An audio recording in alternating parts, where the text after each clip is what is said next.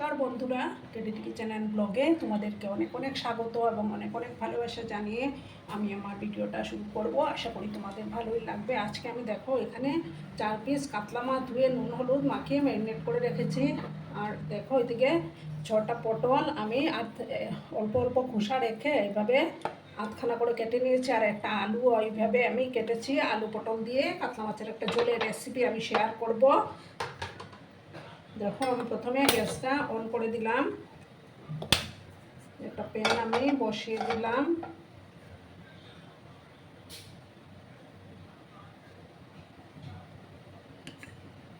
মাছগুলো আমি সাদা তেলেই ভেজে নেব আর রান্নাটা আমি সর্ষের তেলে করব। তেলটাকে প্রথমে ভালো করে আমি গরম করে নিচ্ছি বন্ধুরা। দেখো বন্ধুরা, তেলটা গরম হয়ে গেছে। এবার আমি একে একে মাছগুলো দিয়ে দেবো।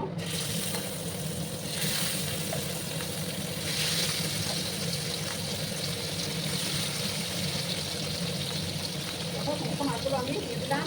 মাছগুলোকে দুটোটাকে একটু লাল লাল করে ভেজে নেব। তেল আমি দিয়ে দিলাম। একটা সাইড হয়ে যাওয়ার পর আমি আরেকটা সাইডকে উল্টে দেবো বন্ধুরা। আর ভিডিও দেখার শুরুতে কিন্তু একটা লাইক করতে ভুলা হলো না। লাইক, কমেন্ট, শেয়ার এবং সাবস্ক্রাইব করা অনুরোধ রইল। পুরোনো বন্ধু বন্ধু সবাইকে জানাই অনেক অনেক ভালোবাসা। একটা সাইড হয়ে যাওয়ার পর আমি আরেকটা সাইড উল্টে দেবো।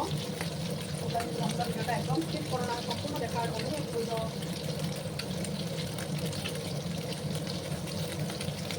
বন্ধুরা, এবার আমি মাছগুলো উল্টে দিলাম।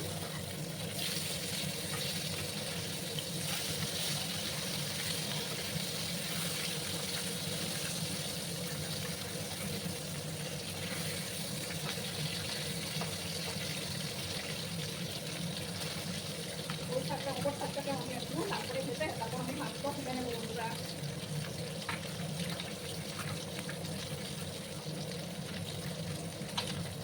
বন্ধুরা, মাছগুলো কাটা কমপ্লিট। এবার মাছগুলো তুলে নিয়েছি। এবার ওই তেলের মধ্যে আমি প্রথমে আলুগুলো দিয়ে দেবো। আমি এখানে একটা আলু নিয়েছি।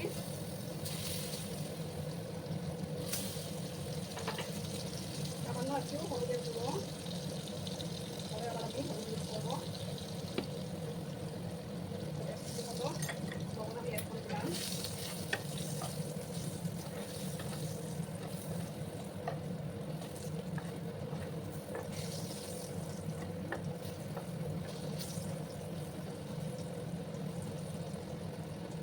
এবার আমি 2 মিনিটের মতো এটাকে একটু ঢাকা চাপা দিয়ে রাখবো। তারপর আমি পটলগুলো দিয়ে পটলগুলো ভেজে নেবো বন্ধুরা। গ্যাসের আঁচটাকে আমি কম করে রেখেছি। দেখো বন্ধুরা, আবার আমি ঢাকাটা সরিয়ে দিলাম। এবার আমি পটলগুলো দিয়ে দেবো, একসাথে ফ্রাই করে নেবো।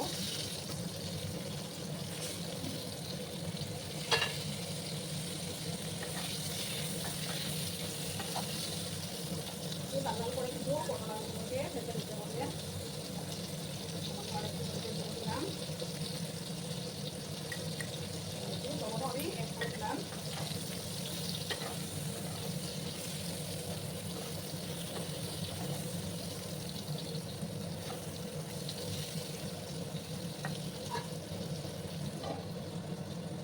তিন 4 মিনিটের মতো এটাকে আমি লো আঁচে ভাজা ভাজা করে নেবো বন্ধুরা।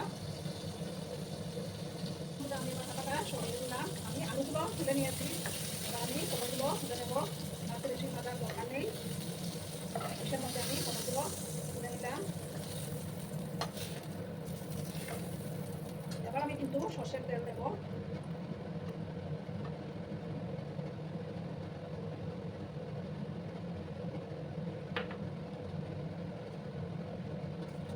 আর দেখো আমি কয়েক দানা মেথি দানা দিয়ে দেবো।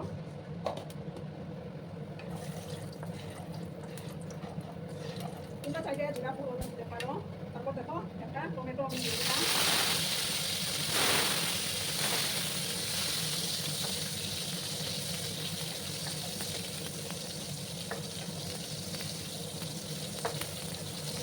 আমি ভেজে নিচ্ছি বন্ধুরা।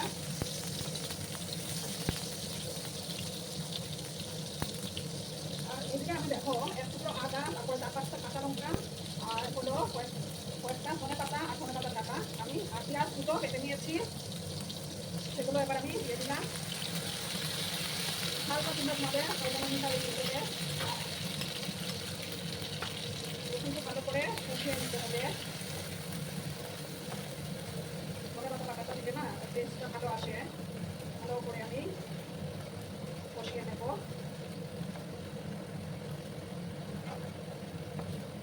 তারপর আমি বেসিক মশলাগুলো অ্যাড করবো। তারপরে আদা, টমেটো, কাঁচা লঙ্কা, পেঁয়াজের লাগাচ্ছে ততক্ষণ একটু আমি কষিয়ে নিচ্ছি বন্ধুরা। একটু আমি ঢাকা চাপা দিয়ে রাখলাম। দেখো বন্ধুরা, আবার আমি ঢাকাটা সরিয়ে দিলাম। আমি নাড়াচাড়া করলাম।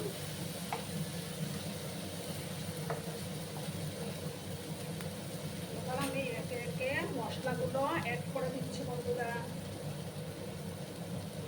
সামান্য একটু হলুদের গুঁড়ো দিলাম,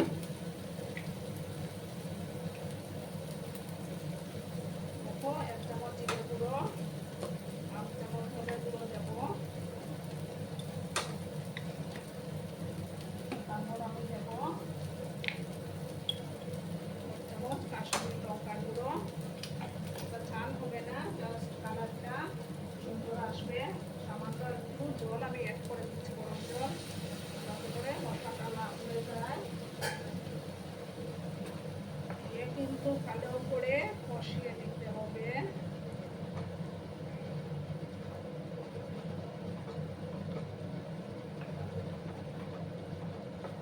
বেশি কষানো হবে, রান্নার টেস্টটাও দারুণ আসবে।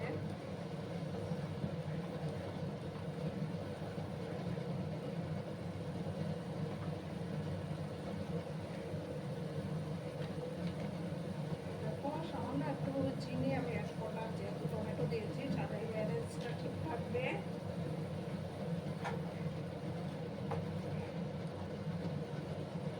এবার আমি পরিমাণ মতো লবণটা অ্যাড করে দিচ্ছি।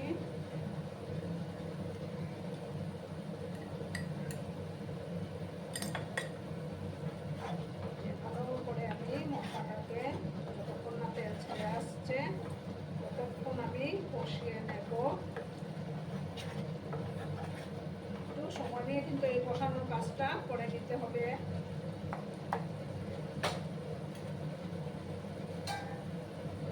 আবার ঢাকা চাপা দিয়ে রাখলাম বন্ধুরা। আবার আমি ঢাকাটা সরিয়ে দিলাম, একটু নাড়াচাড়া করলাম আমি। এবার আমি পটল আর আলুগুলো দিয়ে দেবো, দিয়ে একসাথে আবার ভালো করে আমি কষিয়ে নেব, যাতে করে পটল আলুর মধ্যে মশলাটা ভালো করে লেগে যায়। ভালো করে একটু কষিয়ে নিতে হবে। অসাধারণ হয় খেতে বন্ধুরা।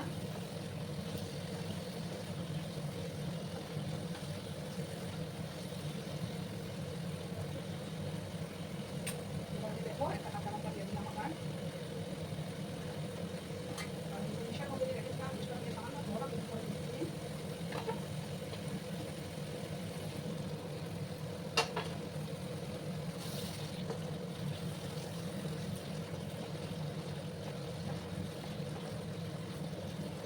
সবসময় কাজটা একটু সময় নিয়ে করে নিতে হবে বন্ধুরা। আর একটু সময় আমি ভালো করে কষিয়ে নেবো, তারপর আমি জল ব্যবহার করবো। বন্ধুরা চারদিক থেকে তেল ছাড়তে শুরু করেছে, এবার আমি গরম জল ব্যবহার করবো, যাতে রান্নার টেস্টটাও ভালো আসে, প্লাস সবজিগুলো খুব সুন্দর সুসিদ্ধ হবে। খুব একটা টাইম লাগবে না, কারণ পটল আলুটা আমি ভেজেই রেখেছিলাম।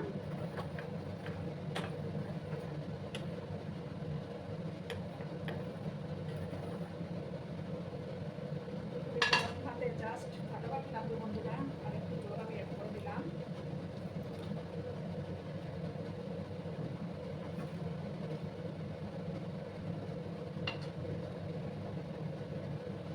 এবার আমি মাছগুলো দিয়ে দেবো।